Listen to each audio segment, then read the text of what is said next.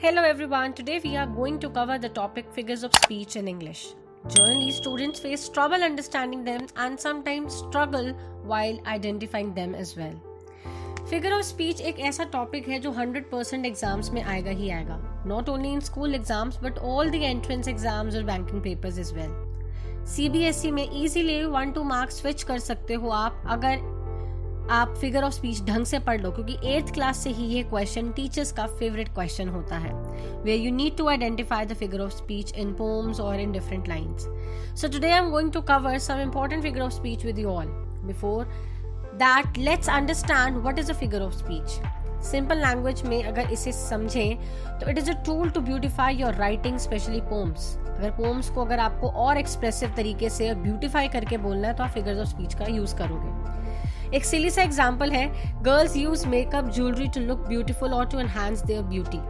Similarly, figure of speech is words or phrases that makes a language beautiful, effective and impressive.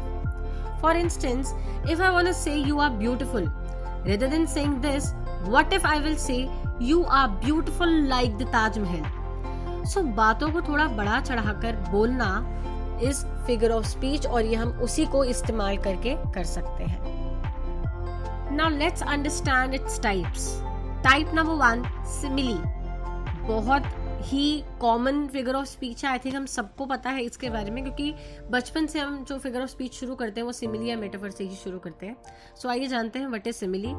This is used to show comparison between two different things using the words like or as. So like or as जो मैंने यहाँ पर बोला, ये जो दो words हैं ये आपको हेल्प करेंगे to identify this type, to identify similes. For example, after examination students felt as light as a feather. अब यहाँ पर स्टूडेंट्स को कंपेयर किया है फेदर से, जिससे पता चल रहा है कि वो फेदर की तरह हल्का फील कर रहे हैं एग्जाम्स के बाद. तो मैंने दो अलग अलग चीजों को कंपेयर किया, लेकिन लाइक और एज वर्ड का यूज किया है. Example number 2, the glow of his face was as bright as sunshine. उसके फेस पर बिल्कुल सनशाइन जैसा ग्लो है. तो जब हम हिंदी में जैसा का यूज करते हैं, इंग्लिश में हम उसको लाइक या एज के साथ पोर्ट्रे करते हैं. सो बेसिकली इस तरह के एग्जाम्पल्स जो है वो सिमिली के एग्जाम्पल्स हैं, and this is the first figure of speech. Moving on to the next one, the next type is metaphor. Now this is used to make comparison between two unlike things or ideas without using the words like or as. Simile में हम दो चीजों को compare कर रहे थे, but in metaphor I am saying that the thing 1 is equal to thing 2. For example, ship of the desert. Camel is the ship of the desert. World is a stage. So what I am doing here, I am comparing, but I am saying that the thing 1, that is my camel, is equal to ship. For example, if I say she is a night owl, that doesn't means कि वो सच में एक owl है. It's just I am comparing. अगर मैं कहूँ she works like a night owl, then this is a simile. I hope आपको simile और metaphor के बीच में difference समझ आ गया हो. Simile में हम like और as use करते हैं. Metaphor में हम directly बोल रहे हैं कि वो चीज thing 1 जो है वो thing 2 के ही जैसी है. I hope it is clear. एक और example है simile versus metaphor का. इसको देखते हैं सेंटेंस को. He fought bravely like a lion. And अगर मैं दूसरा सेंटेंस कहूँ, he is a lion in the field. अब आई थिंक आपको मतलब बहुत अच्छे से क्लियर होगा कि जो पहला सेंटेंस था वो सिमिली था. He fought bravely like a lion, वो शेर की तरह लड़ा. He is a lion in the field is a metaphor, क्योंकि मैंने अपनी थिंग 1 को थिंग 2 बना दिया है. वो एक शेर है फील्ड में. Hope it is clear to you now. Moving on to the next figure of speech, that is alliteration. This is used when we have the first same consonant sound. पहला letter ज्यादातर जब same हो, we call it alliteration. आपने टंग twisters के बारे में सुना ही होगा. जैसे हिंदी में बोलते हैं चंदू के चाचा ने चंदू की चाची को चांदनी चौक में चांदनी की चम्मच से चटनी चटाई, लाइक दैट. तो उसमें च जो साउंड है वो बार बार आ रहा है. सिमिलरली इंग्लिश में we have tongue twisters. For example, Betty bought some butter but the butter was bitter. So all the tongue twisters are the example of alliteration. One more example is sheep should sleep in a shed. So sh sound का repetition है. I hope it is clear to you all. Next figure of speech is hyperbole. It uses exaggeration for emphasizes or effect. बढ़ा चढ़ाकर बातें करना is hyperbole.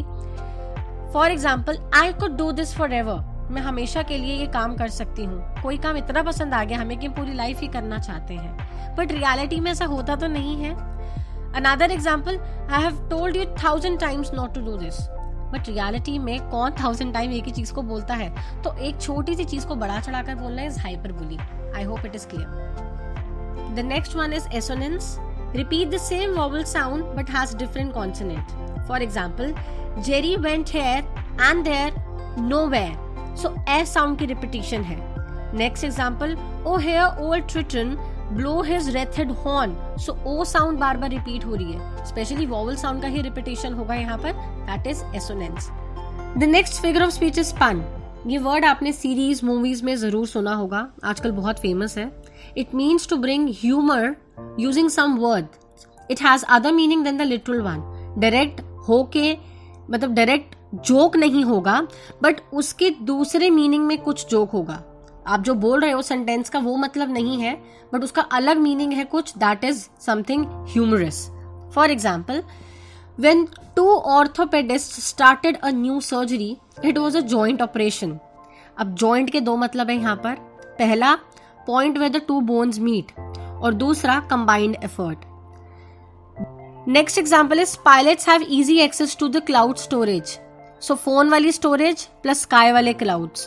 So hope it is clear now. The next figure of speech is personification. Guys, have you seen moon smiling and walking with stars? Have you seen the stars dancing? Of course no. ये सब imagination है poet and writers जो use करते हैं अपनी. This figure of speech is personification. It gives the human qualities to non-living things or ideas. For example, this moon smiled upon the river. Second, the snowflakes danced. And third, the fire swallowed the whole forest. So I hope personification is clear, where you give the living qualities to a non-living entity. I hope it is clear. Moving on to the next one, the next figure of speech is repetition. Repeat the same words or phrases in a poem. एक poem है बहुत famous 9th में Brooke. उसकी एक line है, men may come and men may go but I go on forever. ये line poem में बार बार आती है, इसीलिए this is called repetition. Another example of this figure of speech is, I felt happy because I saw others happy and because I knew I should feel happy. So here you can see the word happy is being repeated so many times. So I hope that repetition is clear to you now. The next figure of speech is paradox. आजकल ये figure of speech बहुत चल रहा है, exams में भी आता है. Let's see ये है क्या. A statement that is contradicting in itself makes a reader to think in an innovative way. ऐसी स्टेटमेंट जो खुद में ही कॉन्ट्रडिक्ट कर दे, खुद का ही मीनिंग जो है उसको उल्टा कर दे. For example, you can save money by spending it. आप मनी को स्पेंड करके सेव कर सकते हो. पहली बात तो ये पैराडॉक्स है.